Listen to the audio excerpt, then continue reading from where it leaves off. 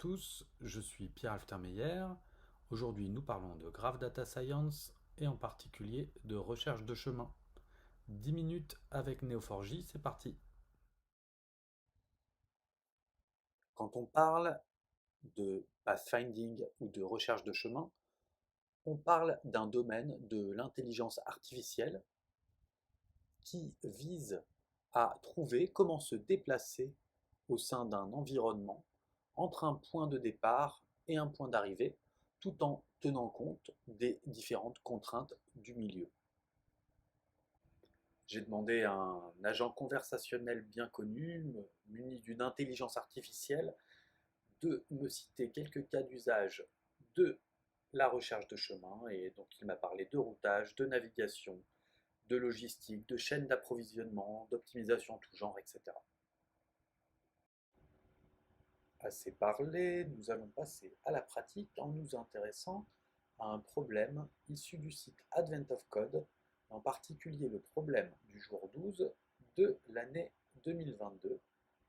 C'est un problème de pathfinding sur une height map, c'est-à-dire une carte munie d'altitude pour chacun des points de la carte. Donc cette carte, elle se présente sous la forme d'une matrice 2D où chaque point est muni d'une altitude qui est représentée par une lettre minuscule. On a deux points différenciés, le point grand S qui va correspondre au point de départ d'élévation A et le point grand E qui va être d'élévation Z et qui est le point qu'on désire atteindre. Donc les altitudes, ce sont des lettres A, B, C, D, etc. Entre deux lettres successives, il y a un écart de 1 unité. Et on peut se déplacer d'une case à l'autre dans les directions nord, sud, ouest, est, à la seule condition que l'écart entre le point de départ et le point d'arrivée soit inférieur à 1. C'est-à-dire, on ne peut pas monter 2 à 2. Par contre, on peut descendre d'autant qu'on veut si on le désire. Dans ce contexte, le but du jeu, ça va être de répondre à ces deux questions. La première, quel est le nombre de déplacements nécessaires pour aller du point S jusqu'au point E? C'est la première question. Et la deuxième question, ça va être, en partant de n'importe quel sommet d'altitude A, quel est le plus petit nombre de mouvements que l'on peut faire pour atteindre le point E. Comme souvent en informatique, on va essayer de se ramener à un problème classique pour pouvoir utiliser les briques logicielles que l'on a sur étagère. Et pour ça, il nous faut un bon modèle de données. Ce modèle de données, il va être basé sur le graphe grille, une grille calquée sur la matrice. On va en particulier stocker ici en bleu toutes les relations autorisées, c'est-à-dire un mouvement autorisé, une des 4 directions et une différence d'altitude correspondant à nos standards. Une fois qu'on a un modèle de données exploitable, on va pouvoir utiliser la bibliothèque Graph Data Science qui nous permet de projeter in memory des graphes pour pouvoir leur appliquer de manière extrêmement efficace les algorithmes de la Graph Data Science. On a 6 familles d'algorithmes, mais aujourd'hui on s'intéresse aux algorithmes de pathfinding.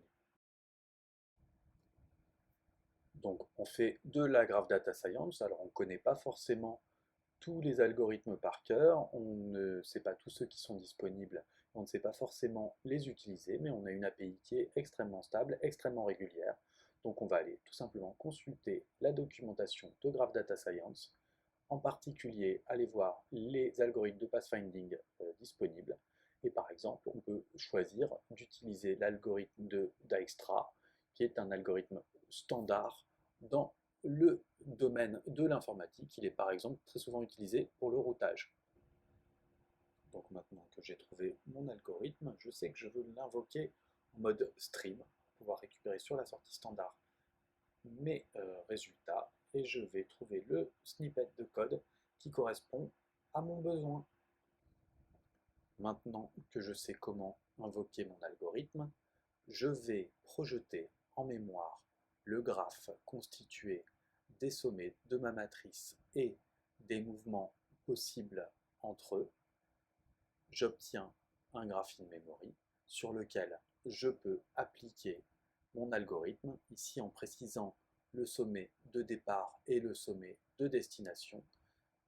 Dans mon modèle, je les ai différenciés par un label initial et un label destination. Et donc j'obtiens un nombre de mouvements nécessaires pour aller du point S jusqu'au point E égal à 31. Alors on peut vérifier graphiquement que c'est bien la bonne réponse. Alors moi je l'ai fait, je vous épargne le comptage, n'hésitez pas à faire pause si vous le désirez.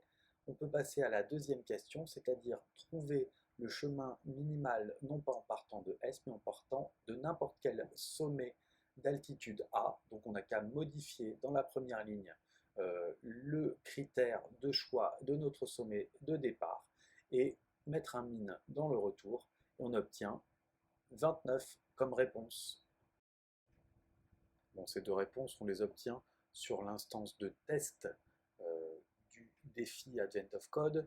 En général, c'est comme ça que ça fonctionne. On a une instance de test et on doit appliquer notre solution à une instance plus grande pour voir si notre méthode passe à l'échelle. Ici, voici l'instance sur laquelle je devais tester ma solution et on obtient des solutions dans un temps très raisonnable, largement sous la seconde, sans rien modifier ni à notre modèle ni à l'exécution. Puis derrière, on peut se faire un petit plaisir en utilisant le client Python GDS pour construire un GIF qui représente le parcours de notre aventurier dans cette carte. Et on va rejoindre le sommet en faisant le tour de la montagne plusieurs fois. Il faut un peu tirer des bords, mais on finit par y arriver. On passe maintenant à un second problème. C'est toujours un problème de recherche de chemin, toujours issu d'Advent of Code, cette fois du jour 24 de l'année 2022. Et donc la différence, c'est que maintenant on n'est plus dans une carte statique, mais dans une carte dynamique. On va avoir un point de départ, un point d'arrivée, et puis des obstacles qui vont bouger à chaque tour d'horloge. Le plus simple, c'est de vous montrer. Donc ici, on a une carte avec deux petits chevrons qui vont représenter les obstacles et la direction de leur mouvement. Et donc ils vont se déplacer comme ça. Celui qui pointe vers le bas, eh bien, à chaque tour d'horloge, il va vers le bas. Celui qui pointe vers la droite, à chaque tour d'horloge, il va vers la droite. Et donc, quand ils se superposent, on va mettre un petit 2 pour montrer qu'ils sont là tous les deux. Et donc là-dedans, on va essayer de trouver un plus court chemin sans se trouver à aucun moment à la même position qu'un obstacle. Oui, mais voilà, pathfinding dans un environnement dynamique, on ne sait pas vraiment le faire. Donc on va devoir, via la modélisation, se ramener à un environnement statique. L'idée, c'est de rajouter une troisième dimension à notre labyrinthe qui va être le temps, et ce sera la base de notre modélisation graphe. Donc on aura des tranches temporelles, et un sommet d'une tranche temporelle se reliera au sommet de la tranche temporelle suivante s'il correspond à un mouvement autorisé qui n'est pas gêné par la présence d'un obstacle. Donc ici en particulier, on voit que le sommet violet peut être connecté à 8 sommets verts, ceux qui sont ses voisins ou alors qui correspondent au fait de ne pas bouger et qui ne sont pas obstrués par un obstacle. Donc petit commentaire, notre graphe il est fini parce que en fait on a une périodicité des mouvements des chevrons. Donc quand on prend le plus petit commun multiple de ces périodicités, on obtient une périodicité générale et on peut relier les sommets de la dernière tranche temporelle à ceux de la première tranche temporelle. Et quand on a fait ça, maintenant on peut appliquer la Graph Data Science, appliquer notre algorithme de Dijkstra.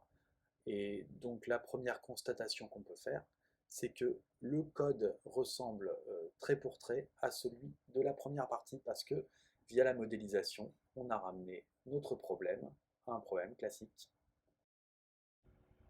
Si vous voulez vous convaincre de la validité de cette démarche, je vous invite à vous rendre sur GitHub, à télécharger le code et à l'essayer, le tester sur l'instance exemple de test et sur l'instance réelle du défi Advent of Code.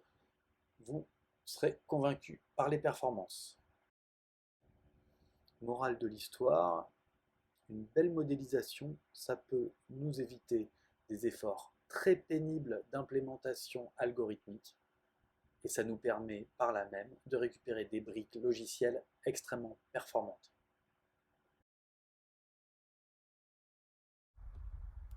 Merci d'avoir regardé cette vidéo et à très bientôt pour un nouvel épisode de 10 minutes avec Neo4j.